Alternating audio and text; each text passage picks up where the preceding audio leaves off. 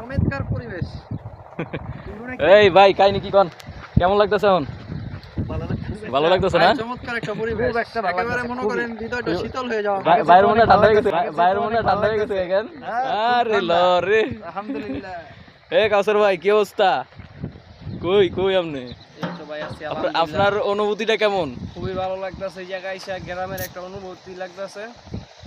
মানে মনে হচ্ছে কি বাংলাদেশে চলে আইছি নাকি? জি অবশ্যই। আইয়া, আসলে খুব সুন্দর একটা পরিবেশ, ভালো লাগতেছে। যেরকম রয়েছে সেরকম বাতাসও আছে, যাই হোক সবকিছু মিলাই ভালো লাগতেছে। তোমার কাছে কেমন লাগতেছে? ইসমাইল ভাই কিছু বলবেন? আলহামদুলিল্লাহ খুব এই মাইকটা লইলেন, মাইকটা লইলেন। আলহামদুলিল্লাহ মনে হয় যেন এই জন্য আমাদের দেশের গ্রাম অঞ্চলের ওই যে না কি যেন ঢাকা শহরের ওই পারে সদরঘাটের ওই পারে আমরা মুন্সিগঞ্জে যাইতাম না, মুন্সিগঞ্জের চর অঞ্চলের মতো লাগে। আচ্ছা, তাই সেই ভালো লাগে। গ্রাম অঞ্চলের এই পটভূমিটা খুবই সুন্দর, খুবই আরামদায়ক। আর বিশেষ করে আমরা মিশরের শহর প্রান্তে পার্কে ঘুরতে যেতে পারি না, আমাদের ব্যক্তিগতভাবে অনেক সমস্যা হয়। যেমন আমাদের অনেকের ভিসা নাই, আমরা কোথাও ঘুরতে যেতে পারি না। তাহলে আমাদের এত লাখ লাখ টাকা খরচ করে আইসা দেশে আবার চলে যেতে হইব, নয়তো জেলখানায়। তাই বেশিরভাগই আমরা আর কি গ্রামে ঘোরাফেরা করি। কি কোন ভাই? হ্যাঁ ভাই, এটা সত্য কথা। যাই হোক আপনারা যারা মিশরে আসতে চাচ্ছেন দয়া করে ভুলে কেউ মিশরে ঢুকেন না, কারণ মিশরের অবস্থা মোটেও ভালো না। দালাল বলবে যে আসেও সমস্যা নেই, তোমাদেরকে 60,000-70,000 টাকা বেতন হবে। অপারেটরের কি 60-70,000 টাকা জীবনে বেতন দিব? এটাকে বিশ্বাস করেন? এটা একেবারে ভুয়া কথা।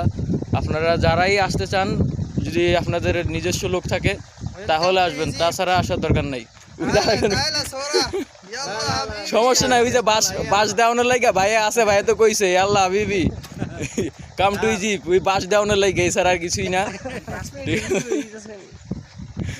আচ্ছা, তো আল্লাহ হাফেজ, ভালো থাকবেন সবাই।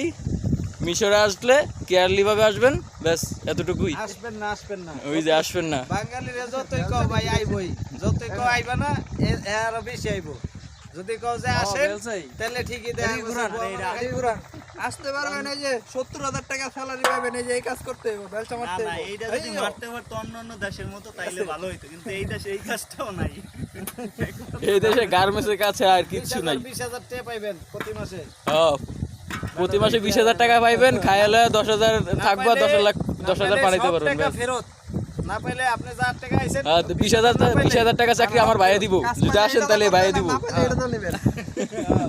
আনলে বাস খাইবেন। ওকে ওকে, আল্লাহ হাফেজ, ভালো থাকবেন সবাই। আল্লাহ হাফেজ, ঈদ মুবারক, সালাম তো তাইব।